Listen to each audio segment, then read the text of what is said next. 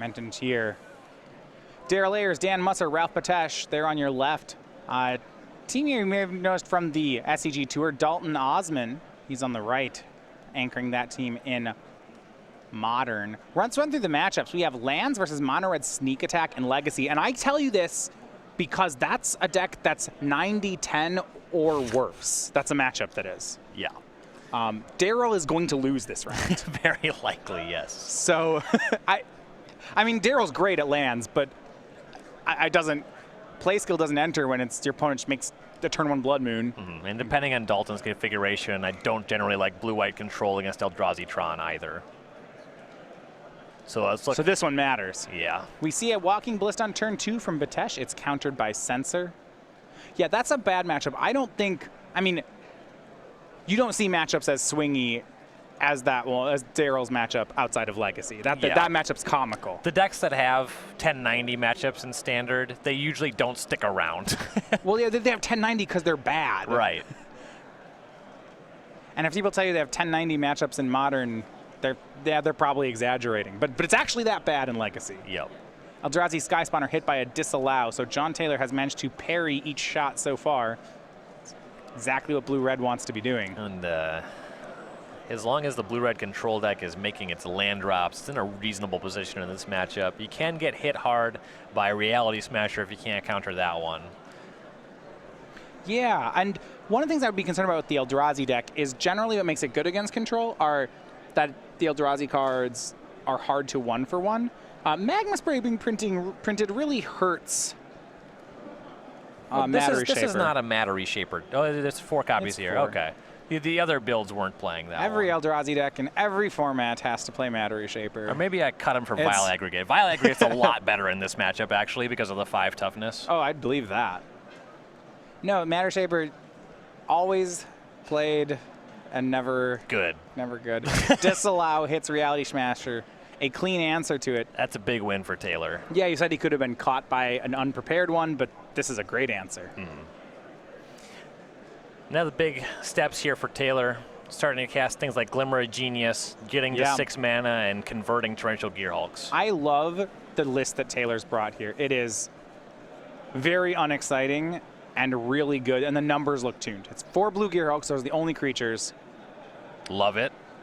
3 Supreme Will. No stupid Planeswalkers. His sweeper's 3 Hour of Devastation. Perfect. And Reality Smasher coming down here for Betesh. Taylor's still that at one's 20. gonna work. Here's Glimmer of Genius. Yeah, you wonder whether he couldn't answer it or whether he's choosing not to. Hour of Devastation cleans it up nicely, casting a Torrential Gearhulk in combat, especially now that Glimmer of Genius will be in his graveyard. Yeah, Torrential Gearhulk really does match up well against Reality Smasher.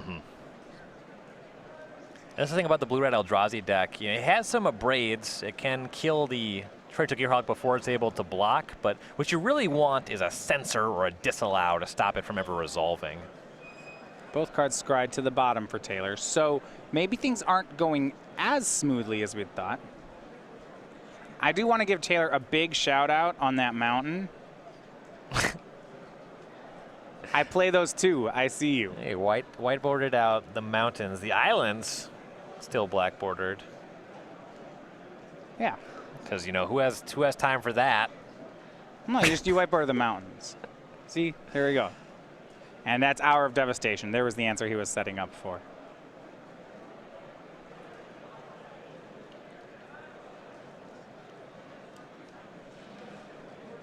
Clean answers continue for John Taylor. Now, the third Reality Smasher, I'm a little concerned. Yeah, going down to 10 is not ideal. The Eldrazi deck, the only form of reach that it has is 2 copies of Walking Ballista.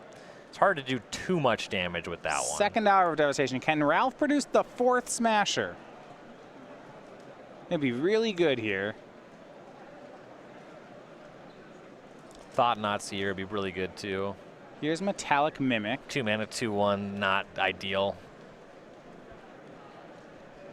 If he has a Sky Spawner as well, this would make for a reasonable turn. It would kind of force another sweeper. Well, Ryan, it was a close one, but game 1 Legacy went to Marvin Reyna. No, really, that match is done. That match was done when it was paired up. A Braid hits a Metallic Mimic. Yeah, the double Mimics on turn 7 or 8 or whatever, not the most powerful thing you can be doing. It still attacks. I mean, he's gotten Taylor down to 10. Attacks right into that Wandering Fumarole.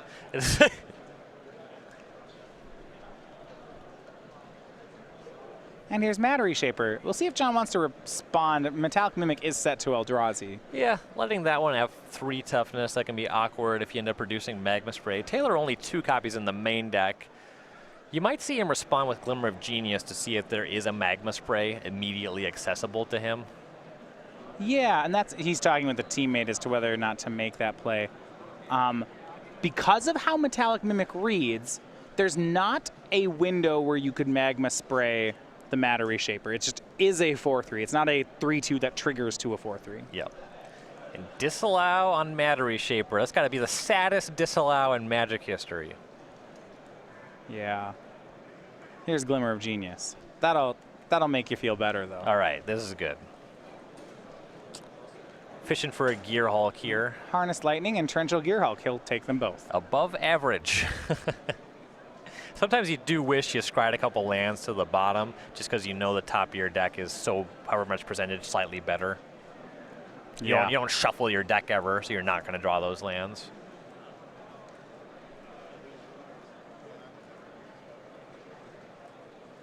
Matter Reshaper for Ralph. I don't think it's going to be Torrential Gear Hulk disallow. Okay, I'm going to call it I know we disallowed the last one. That is a lot more aggressive. And yeah, it'll enter as a 4/3. Got to figure this Gear Hulk is largely looking to cast that Glimmer of Genius. That's what I want all my Gear Hulks to cast.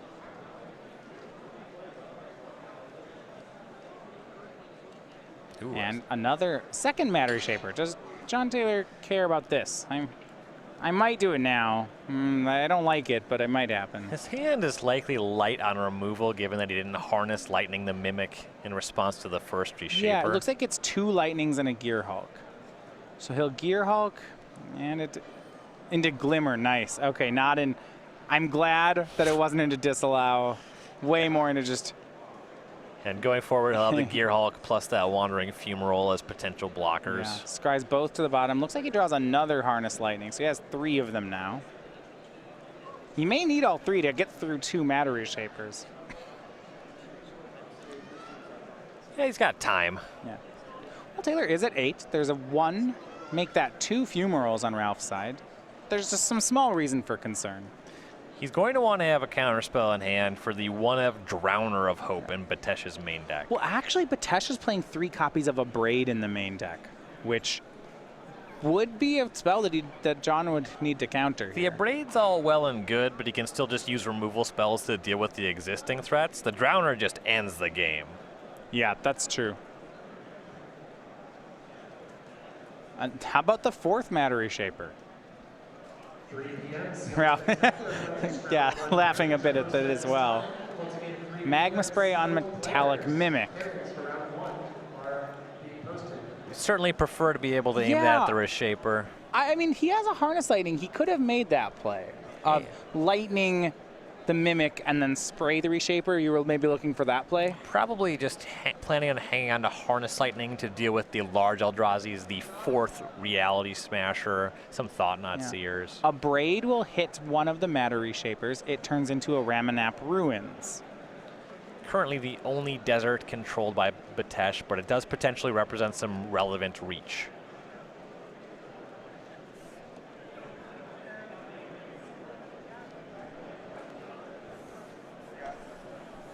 Yeah, he plays 4 copies of Ramanap Ruins, 4 Ipnu Rivulets.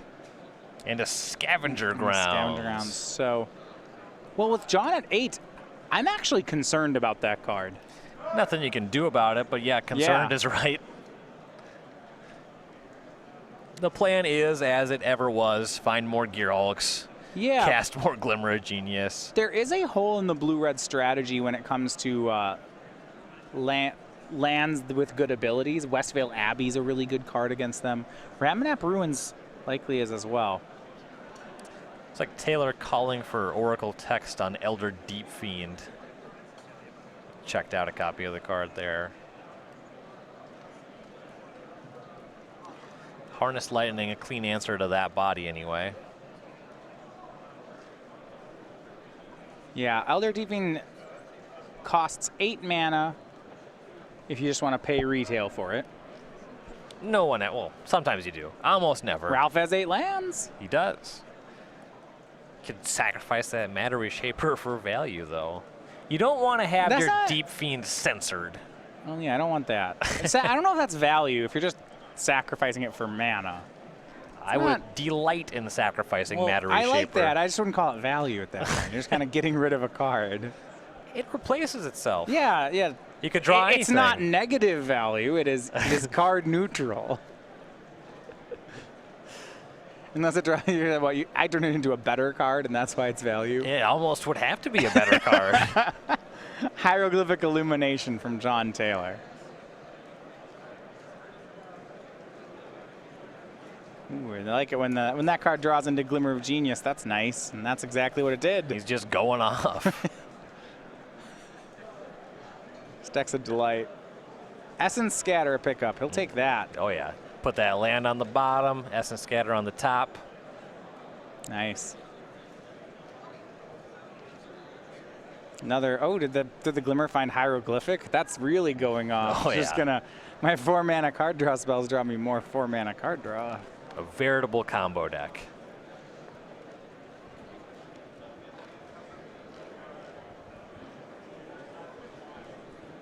And now he's sitting very nice. Has Glimmer left in his hand. 5 cards. Harness Lightning, Essence Scatter, Glimmer of Genius, Hieroglyphic Illumination. Yeah, I'm pretty into it. He's thinking about attacking with Gear Hulk, and then thinks again. Yeah, he has Fumarole, which you can hang back to block the Reshaper with, but that's not exciting. Here's the value play. It's Elder Deep Fiend. Sacrifices Matter Reshaper to emerge the Deep Fiend. Deep Fiend's trigger, the cast trigger, will target the 3 dual lands and the Torrential Gear Hulk. John's going to float mana.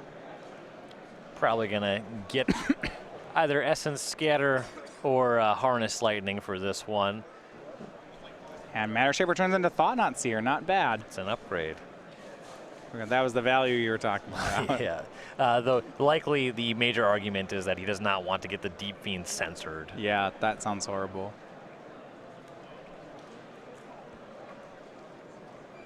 And once in play here is that Harness Lightning. Spend 6, take care of the Eldrazi, not a problem. Still plenty of energy to spare. 6 left in the tank. Yeah, and enough mana that the tap out that happened there doesn't look like it's going to affect him. Deep Fiend can steal some early games, and this matchup, it gets really bad late. Yeah, well, here's Thought-Knot Seer. I guess if you have enough lands just as a flash 8 mana 5/6, that's what you're gonna. That's I guess what it is. Mm-hmm. If it was, that's not very good. If it was a 6/6, it would have continued relevance. The fact that it gets checked by Gear Hulk makes it pretty unfortunate in this matchup. Ralph attempted to overload the end step, but John just had too much mana. So what happened here is Ralph went for that end step Deep Fiend, which was killed with Harness Lightning, untapped and tried to Thought-Knot Seer, which was Essence Scattered, and John still has mana left over to cast Glimmer. Yeah. Once you're in this phase of the game, the blue-red control deck is so far ahead. Low life total, sure. Yeah, and that's why Ramanap Ruins is still a concern, but there are no other deserts in play. Yeah. So. And the Gear Hulk can start attacking now. Yeah, here's 5. Ralph will go to 15. Yeah, I mean, 4 hits each, Ralph's actually behind in the race, even if he had running deserts. Yep. Ralph is able to activate an attack with his Fumarole, but Taylor just checks in with the Fumarole of his own, so that's not going to lead to anything productive. Mentioning before, Ralph and Dan needing these matches. And looking hard this first game for Ralph Betesh. He's got a little bit of fight left. We're reaching the point where Blue-Red becomes very difficult to beat. Here's the Drowner of Hope. That's the one of. I think we have a second Essence Scatter in John's hand, and we do. Jeez. And with the way that the game has developed, previously when Betesh had multiple other threats, the Drowner might have been game over. Taylor likely could have removal spelled his way out of that one, even if he didn't have the Essence Scatter at this stage. Well, and Ralph's deck, remember, he's played all 4 Reality Smashers, all 4 Matter Reshapers, the Drowner of Hope. The only real threats left are Thought Knots and Deep Fiends. Yep. They're just not going to do it. And now Taylor adding a second Torrential Gearhulk. This one's over. This is going to be the game.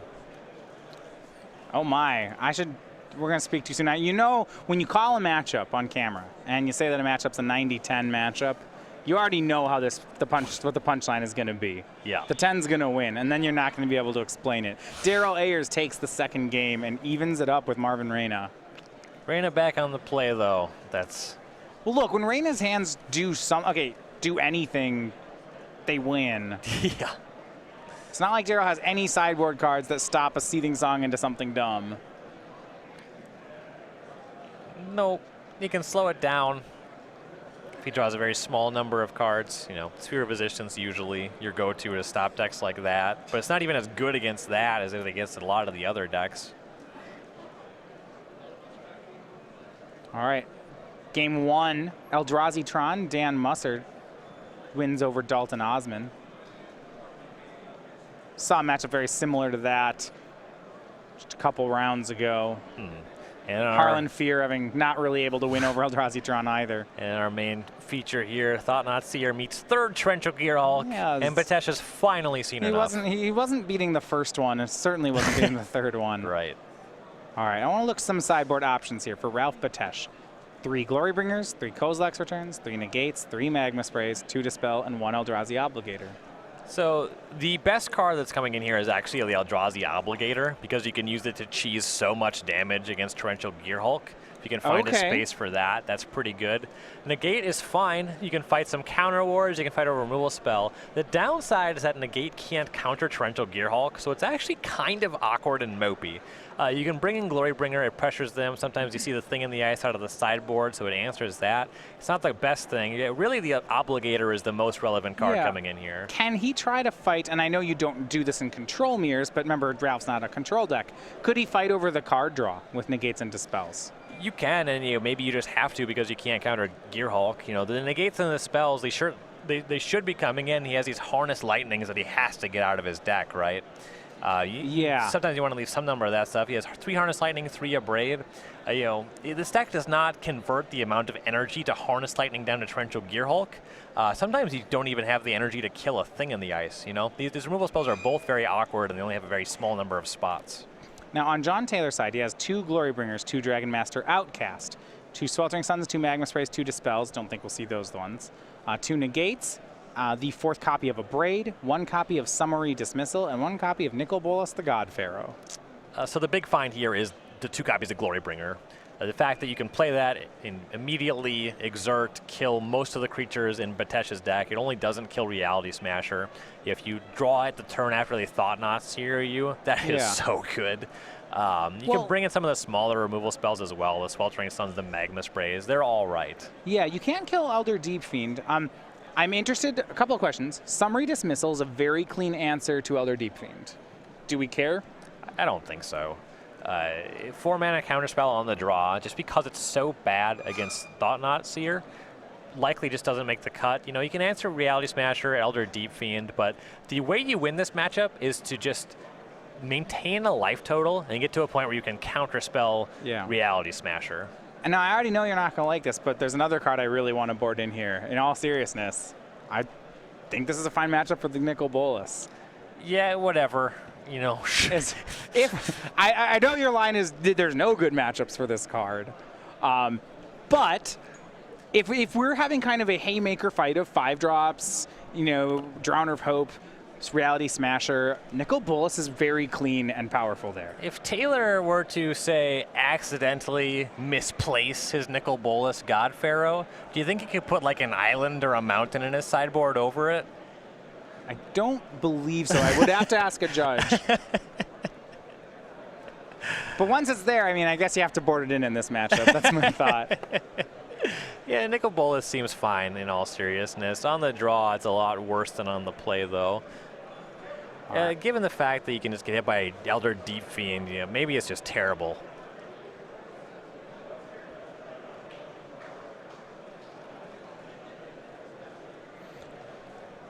So 3 weeks ago, we had our Invitational in Roanoke, the first one of the year in 2017. Our winner was Brian Koval. Last week, we kind of got to debut the art of the token he chose. If you didn't see it then, though, it is the Monk Prowess token. Brian Koval, a vintage fan, so kind of drew up an art with a lot of Eternal things going on in it.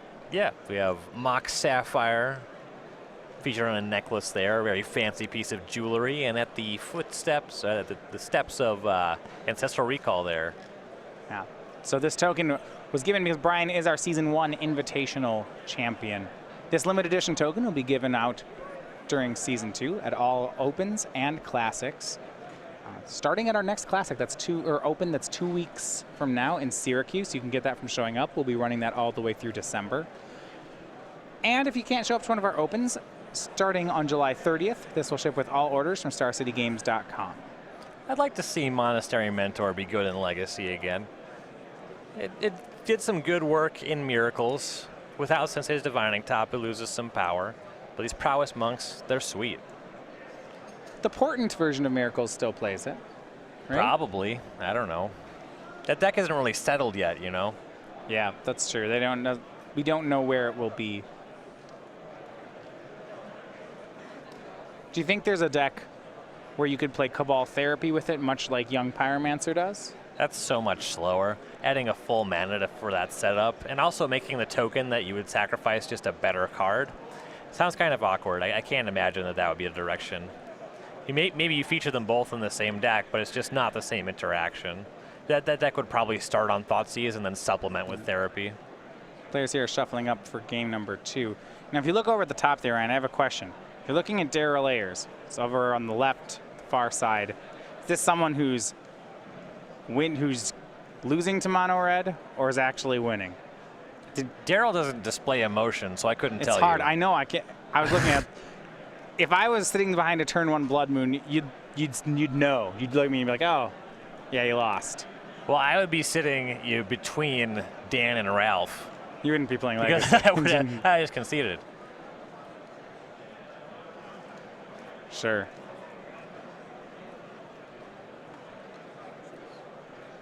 All right. We asked our table spotter. No Blood Moon, but yes, Magus of the Moon. Okay, you can Punishing Fire that one. Easy. If you kept them in, you sure can. That's a good point. Daryl knows what's up in Legacy. I bet he still has them in. Yeah, you got to draw it.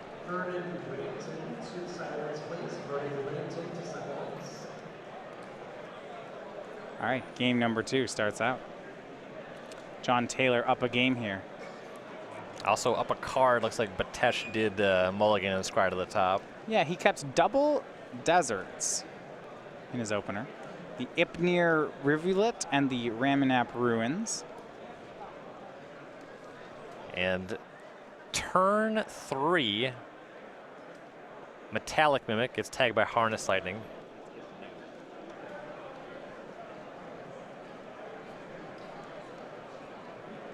And Taylor keeping up on land drops, making his first 3 lands here. And here is Matter Reshaper, tried from Ralph. That'll get Essence Scattered. And no 4th land for Betesh. Could be a problem. That 4th land from Taylor is frequently showing that a draw spell is awaiting, and looks like Glimmer of Genius is in John's hand. But he will Supreme Will away a 2nd Matter Reshaper. Leaves up 4 mana again. Will Ralph give him a chance to cast Glimmer? No. Reality Smasher make that. And it looks like Taylor is full up on red cards and that Glimmer here. It's a reasonable argument. I imagine that the Glimmer on the previous turn instead of countering the Reshaper was better. Yeah, I was wondering as well.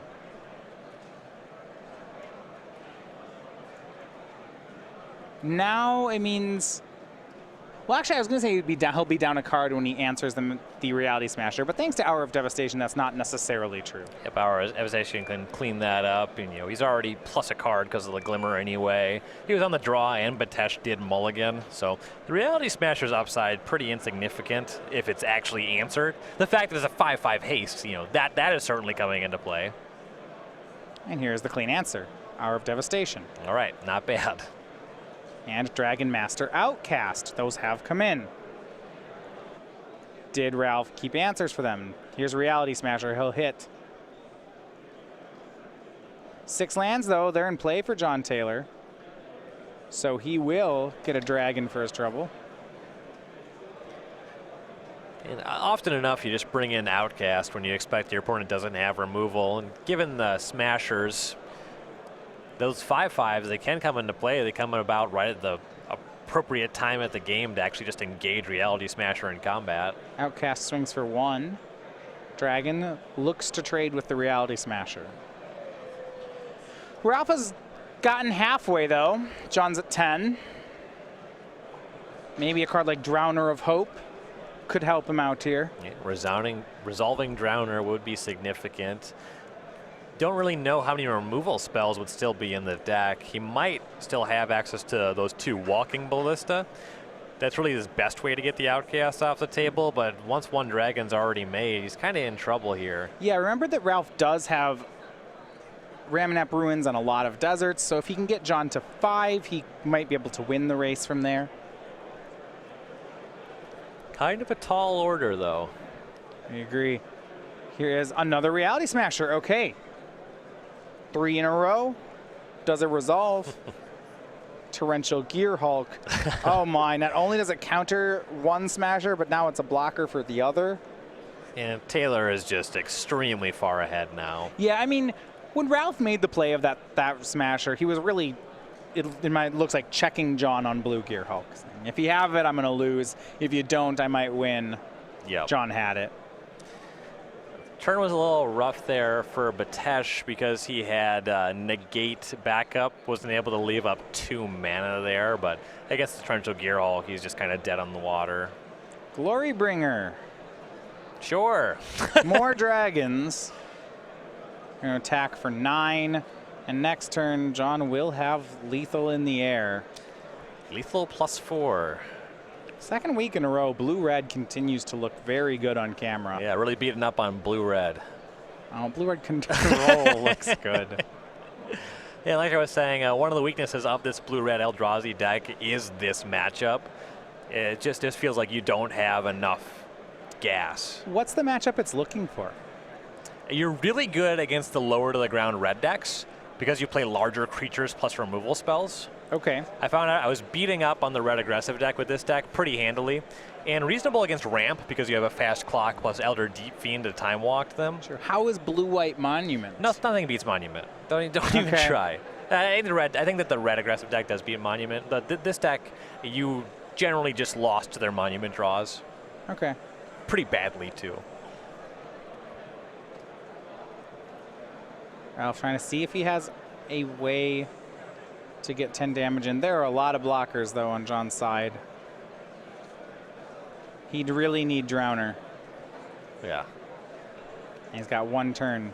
And with Daryl on the back table there, getting beat up by Blood Moons, he needs this game. Yeah, plural. Look, Spotter's saying we have a Blood Moon added to the Magus of the Moon. Yeah, and Ralph just going to tap out. Yeah, he's seen enough. Yeah, so John Taylor 2-0. Blue-Red Control defeats Ralph Betesh. We're going to see if Daryl has any chance here. Can he win from under a Blood Moon? We know that the Mono-Red Sneak Attack player, Marvin Reyna, has both Magus of the Moon and Blood Moon in play, but the game is still going. So we're going to look at that in just a second here. Yeah, we'll find out exactly what's going on. But yeah, Daryl's going to need to find a way to win whatever is happening there. Mono Red can have a situation where they Blood Moon their opponent but can't win. And then they just draw 1 card a turn hoping to find the win. Yep, a lot of lands, a lot more Blood Moons as dead top decks from that kind of situation. Well, here's why we're still looking at it. Sphere of Resistance, Thorn of Amethyst in play for Daryl. He's at 1. Marvin's at 18, but we have a Dark Depths. You can't really activate it. It's a Dark Mountain. Chalice on 1 on the battlefield for Marvin. That turns off things like Exploration. Yeah, there's a Punishing Fire in Daryl's graveyard. That took care of the Magus of the Moon. We still doesn't have an answer for Blood Moon. It looks like he actually has Krosan Grip in hand. Can he cast it? He's got a basic forest. No, I mean, he's got... Got to be able to pay 6. some extra mana. Looks like he has a good amount of mana. Says go. All right. Well, he's got to be worried that if he shoots the Blood Moon, he actually unlocks parts of Marvin's hand. Marvin's hand looks to have multiple sneak attacks and through the breaches in it. Sure, and he can't cast any of that because of the spheres and the thorn currently. Right. And if you blow up the Blood Moon... So I think what Daryl's trying to do is set up a situation where on Marvin's end step, he Krosan grips the Blood Moon and then immediately starts wastelanding all of the lands away. Yeah. And you saw he previously kind of had his wasteland set to the side. Yeah. Looking at what he could convert. He says go to discard, and now Daryl's going to make a play. End step, 6 mana. Here comes Krosan grip on Blood Moon. He's going to do it. Oh, goodness. Waste away a tomb. And this is on Daryl's end step. So Marvin can cast through the breach here. His creature will die on Daryl's turn, on Daryl's end step, so it's not perfect. Looks like Marvin has Ashen Rider in his hand. So if he cheats that one and he can take care of some permanents. Yeah, here's 6, 7, 8. It's enough to get through all those spheres and thorns. Through the breach. Could also just put in Gristlebrand and draw a bunch of cards. Yeah, I'm interested to see which way he goes with this.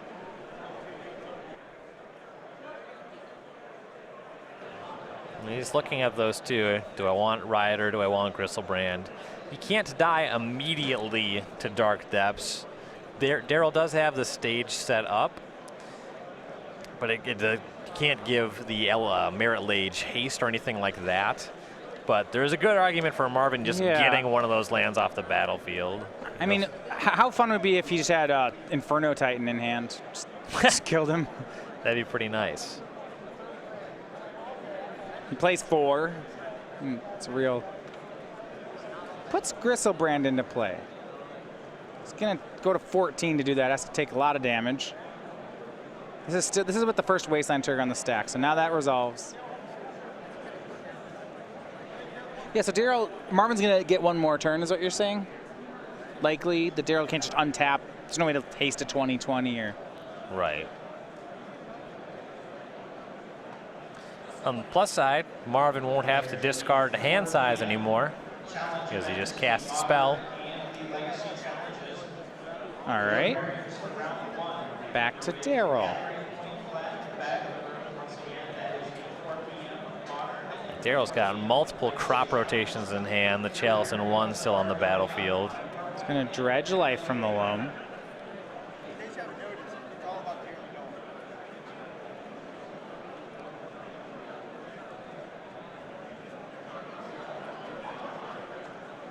Here's 5 mana. That's what it would cost to cast Loam again.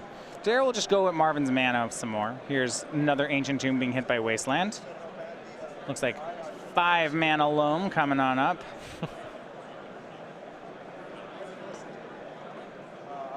Getting back some Wastelands and... Well, don't get back a fetch land. Can't use that. Yeah, Dark Depths. There you go. That's one that does something. Marvin's going to be looking for more 2-mana lands, like another Ancient Tomb and some Simian Spirit Guides to make some mana to pay for sneak attack. If Marvin was at... Lotus Petal gets him there over 2 turns. They cost 3 mana up front. Oh, yeah, they're really bad. You're right. If he can get an Inferno Titan into play, that's Marvin's plan.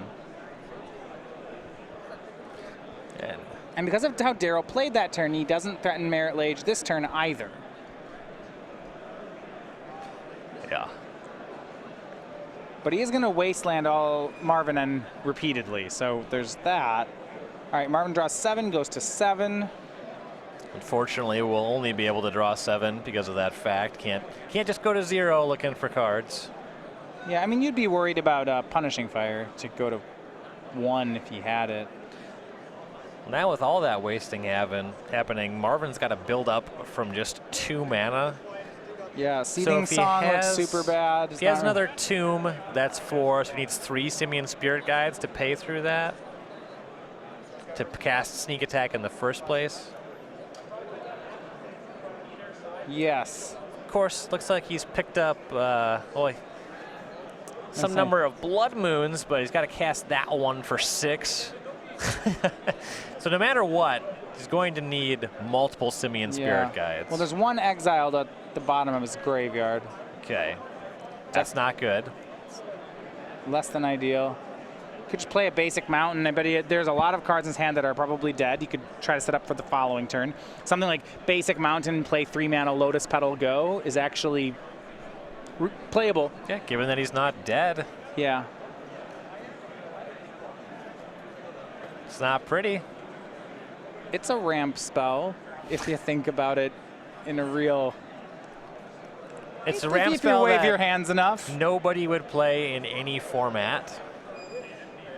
Yes. But still a ramp spell. Yeah, and unless he hasn't played this turn, it doesn't make sense to go for City of Traders. Darryl just loamed back a Wasteland. Right.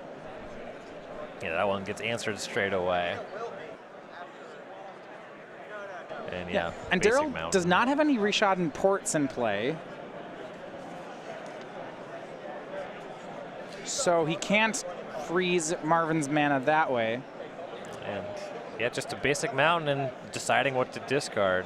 Yeah, Seething Song seems pretty bad into these 3. It's actually mana negative. It's just like... Yep, -1. I would call that, if I were to print that card, it would be called Goblin Ritual. Storm is 1. Instead of 6 mana, now I have 5 mana floating. There's a good Goblin Ritual. Oh, I guess the card's already printed. You know, if the goblins were to make a mana, like a Brightstone Ritual. Yeah. It's a good card. The Goblin Ritual would just be like red, you know, it'd be like red, add red to your mana pool. It's like, oh, you goblins, you're so bad at things. Brightstone Ritual is great. Yeah, that card's very good.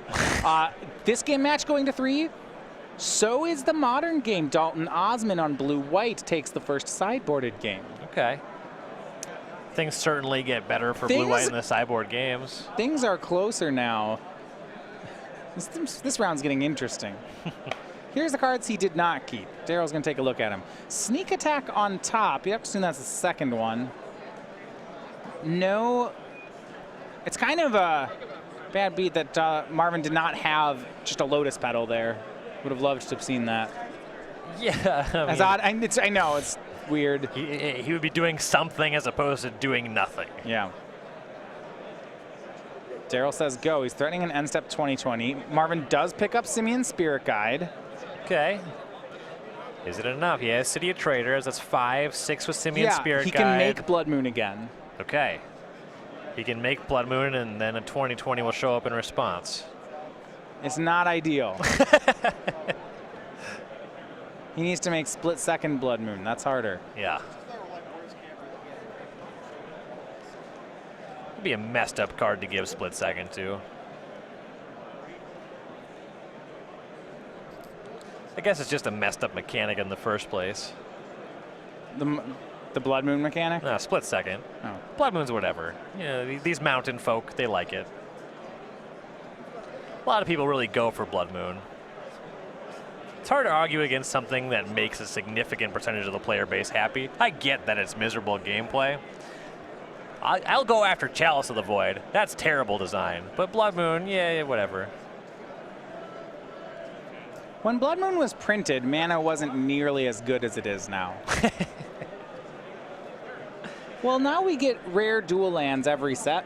Sure. And uncommons to go with them. Yeah, they didn't have fetches for their duels back then. They didn't even have good, yeah. They did have good duels. They had good duels, but without fetches, they're fine. They're not as good. That's good. I mean, like the effect in Modern, right? When Blood Moon was printed, it wasn't... People's decks were not 20 non-basic lands. Yeah. Do you know that Blood Moon was actually voted into 8th edition by players of the game? There was a poll. I know we got to vote in cards. I didn't realize Blood Moon was one of them. We asked for this. Ooh. Stage, copying Dark Death, making a 2020 on end step for Darryl. Can Marvin answer? He only has Got the 6 Chaos mana. Warp. He got the Chaos Warp. Yeah, there aren't instants here. That 2020 is going to kill him. Yeah. Can't deal with that. So Daryl Ayers with lands wins the matchup over Mono Red. That's a huge steal for their team, and they needed it. Yeah. So it's going to come down to Dalton Ozmun and Dan Musser. They have not started the third game yet. They have just under 10 minutes to finish it. This is game 3 between White-Blue Control and Eldrazi-Tron. Now, we saw this earlier with Jeskai Control, and you know, the match, it looked like it was all about Eldrazi-Tron. Really hard to keep pace. Now, there's some reasons that Blue-White actually might be better here than Jeskai. You do end up generally with more hard removal spells. You don't just have Lightning Bolt and Lightning Helix. Let's look at Dalton's list here. He has a couple Supreme Verdict. Harlan didn't have anything like that. So that certainly comes into play here. The Detention Spheres are very good as well. And the Spreading Seas were main deck, and he has 4 copies where Harlan only had 3. Now we see a turn 2 Thought Knot on the play, though, for Musser. That's hard for anyone to deal with. You're not wrong. We'll take a look at his hand. Stony Silence, Path to Exile, Gideon Jura, and 3 lands. This hand is quite beatable. Musser did lead on the Expedition map, but he already has good mana. He already has Thought Knot Seer, so the Stoning Silence not a huge concern. Right. If you just draw the temples, it's pretty great. He left in the Stony Silence, taking the Path to Exile. Yeah, it's going to take a while to get that Gideon set up, and the Path already answers the Thought Knot Seer, so get that one out makes sense. And here will be Stony Silence. Artifacts don't work, including that Expedition map. Thought Knot Seer does still work, though. And here Dalton's really hoping that there's no Reality Smasher. And it looks like there's no Reality Smasher is correct, but Matter Reshaper. Ooh, just the perfect card for every situation.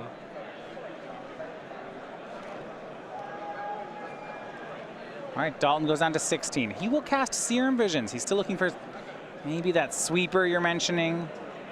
And we see Supreme Verdict. Can he make it to Supreme Verdict? We'll see. He'll certainly survive this next turn. Only 7 points on the table currently. Reality Smasher could only make it 12. It's going to top both cards off the Serum Visions.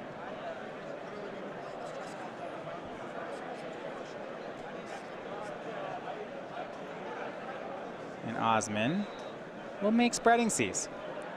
So he can put that on. Well, he has to decide if it's Eldrazi Temple or a Tron piece. It's going to be Temple. Yeah, pretty easy Temple there in the face of 1 Tron piece. Draws into Serum Visions, and I like the scries here. Dalton has kept his Supreme Verdict 1 card down just in case Thought Knot Seer is in Dan's hand. It's really heads up. Yep, that is nice. Swing for 7 puts Dalton down to 9. But Musser's hand's running out of steam. Remember, also, these Expedition maps don't do anything. He has Endbringer in hand. Comically can't cast it this turn because of the Eldrazi Temple. And if he did cast it, it would be hit by Supreme Verdict. So that's kind of a win for Musser. Says go. And you see Daryl Ayers looking on, thinking, guys, if I just beat Mono Red, we really need to win this round, okay? Here is Supreme Verdict. Takes care of both creatures. Ooh. Smasher into Dan's hand. Spreading Seas into Dalton's. And with Ozmun at 9, that Smasher is really good. There's some temptation to cast Endbringer, or are you just smashing in? You know about Gideon Jura in Ozmun's hand? Okay. So Reality Smasher would either get hit by that next turn or have to attack the Gideon. So there is a good argument for the Endbringer. Yeah. And that's what they're going to do. They're going to play land and make Endbringer, say go. It does play around Gideon nicely. They have to worry that there's nothing like Detention Sphere. Looks like Serum Visions is the card drawn by Dalton. He wants to queue that one up. Spreading Seas, Gideon, Serum Visions, and lands. So he's going to need a hit here. I guess he can do the same trick he did with Spreading Seas last turn, where he can scry a card to the top, draw it with Spreading Seas, and cast. He's going to cast it this turn. It has to be something that costs 1 or 2, though. Be looking. Well, how about Path to Exile? Yeah, certainly looking for Path to Exile. I suppose the Gideon is not terribly exciting. Against Endbringer, I'm not. It can just, I don't like it. Yeah. You know, attack and then it untaps, so you can't ever -2 Yeah. on it. Squeezes in some damage or draws some cards. Dalton will fetch down to 8.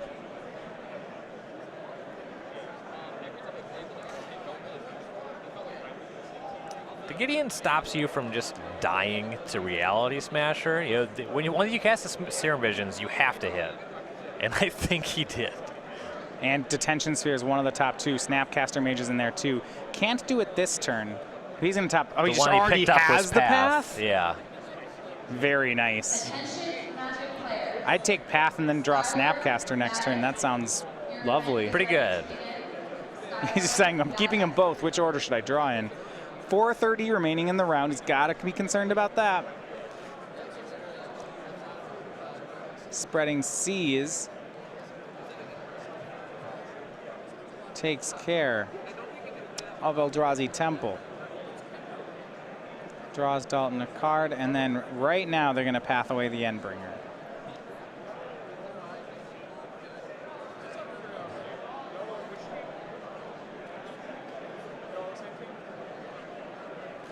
Stops Musser from being able to draw a card with the ability in response. Adds the Path to Exile back to Dalton's graveyard for Snapcaster Mage.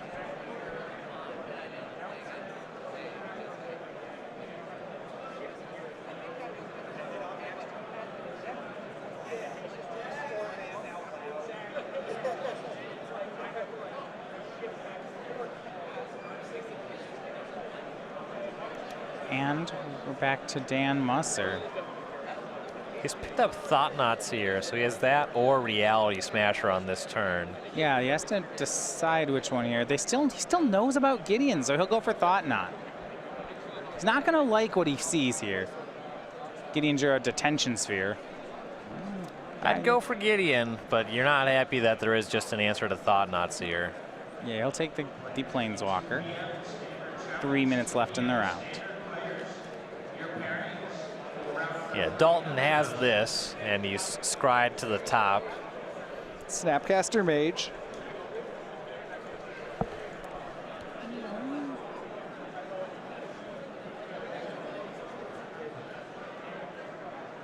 Pretty clean turn here. He has Snapcaster Path available.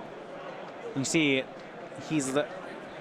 The Reality Smasher does make this a little bit awkward, because if he spheres the Thought-Knot Seer, Snapcaster Path has no card to discard for the Reality Smasher. And it looks like he's heads up on this. You see him telling his teammates he's thinking about Snap Pathing the Thought-Knot Seer. Sure, yeah, then you can just go to 3, get the Reality Smasher next turn. Now, whatever he decides, though, he needs to do it quickly here. Just 2 minutes remaining in the round. So actually, no matter what you do on the Thought-Knot Seer, you replace the card, so then you do have something to discard. Okay. Easy enough. Draws into Wall of Omens. That looks like something he can cast. And he'll do that. Now that he's cast multiple paths, that Ghost Quarter gains some value. Yeah, you can just use it to destroy lands now, though. Musser's lands aren't great at this point in time. No, he may want to save it for a second Tron piece.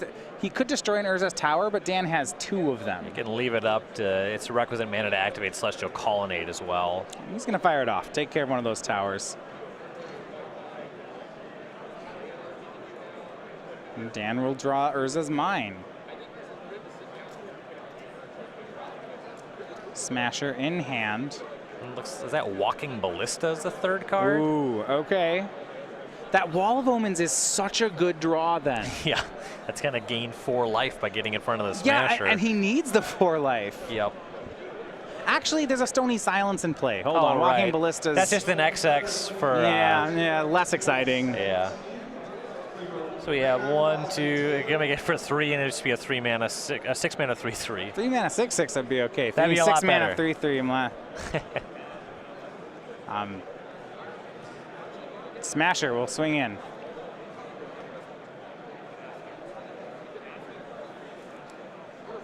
Wall of Omens is going to chump. Dalton goes down to 7. Just only takes 1. Untaps just 20. seconds remaining. Dalton has detention sphere here. Clean up that reality smasher. Swing for 2 from Snapcaster. Looks like Dalton's gained control, but I don't think he's played fast enough to win this. And that is a really big difficulty in these team events. You saw them, each player, even when under 5 minutes, taking time to confer with their teammates, to discuss the board state. It may have cost Dalton in this situation. Yep. Matter Reshapers the play from Dan Musser.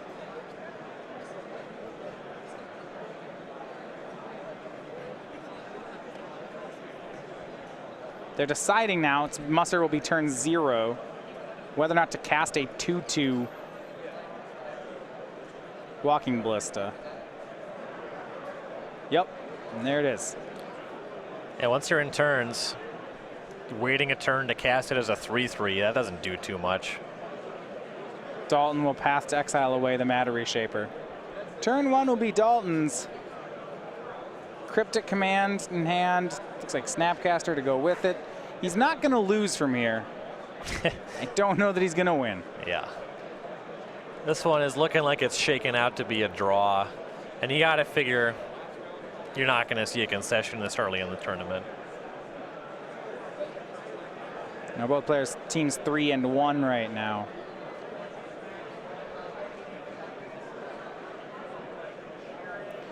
There's no Cavern of Souls either in play for Dan, so there's not a way even for him to sneak under that Cryptic. He'll cast All Is Dust. Try to get the Stony Silence. Yeah, if there weren't a counterspell, this would be great. This would be great. It would hit the Detention Sphere too.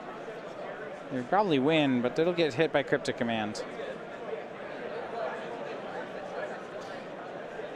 Can't really do anything to play around that. Just got to play into it. So it's a Reality Smasher that's under the Detention Sphere, right? Yep. So Dan draws another All Is Dust this turn. And you can draw All Is Dust and resolve it. It kind of depends what Dalton presents in addition, right? Because you can use the Ballista to shoot out Snapcaster Mage, attack for 6, Ballista to finish him off. If Dalton has one more untapped mana, you can activate and leave up Colonnade. I mean, it looks like Dalton has Snapcasters in hand, so okay. You see him eyeing up past to exile. That can do enough. You know, there's a couple different modes. Keep him alive for a turn, yeah. Just plays a land and passes. This is Dan's last turn. It's turn 4.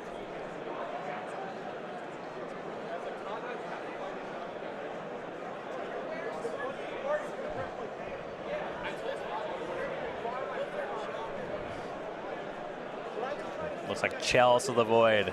Here we go, Chalice on 1.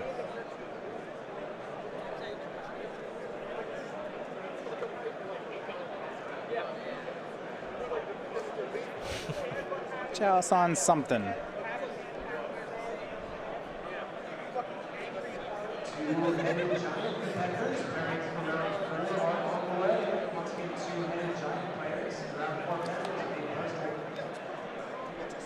Snapcaster for Path and Response. So, you know, Dalton now has 2 Snapcaster Mage to Dan Musser's nothing. Likely going to ask for a concession. Yeah, that one's going to go to time here. So, yeah, Handshake. Legacy and Standard finishing, but in Modern it is played to a draw, and the teams will battle on here. Yeah, when you register this do-nothing blue-white control deck, you are kind of getting ready to pick up some number of draws in the tournament. It is a powerful deck, but sometimes it does lack the closing speed to actually finish a round. Yeah, absolutely. I mean, Celestial Colonnades frequently a win condition. We sometimes see players play Crucible of Worlds as a win condition in the deck. It is something you got to be have your eye on. Crucible as a win condition. Not fast. No, it works. Yeah, so that is going to be it for our round. One thing I did notice, that match was a lot more different, I think, than the Jeskai Eldrazi one we watched earlier. A lot more play on the blue-white side. Well, the ghost corners are a significant difference. Stony Silence came into play there. That one matters a good amount. Just like Detention Sphere, Supreme Verdict. If you remember back during when Eldrazi was very good in Modern before he got banned, blue-white was actually very playable in that metagame for a lot of these same reasons. Yep, Gideon Jura matches up pretty nicely here. Looks like Dalton doesn't have, he has one copy of Elspeth Sun Champion on the sideboard. That one's quite good. You know, Harlan had that too, but the rest of Dalton's supporting cast matches up more nicely. Well, we had that Supreme Verdict on turn 4 that Dalton found, and without it, he loses the game. Right. And if he had, say, Lightning Bolts and Lightning Helixes, I don't know if he'd ever would have answered the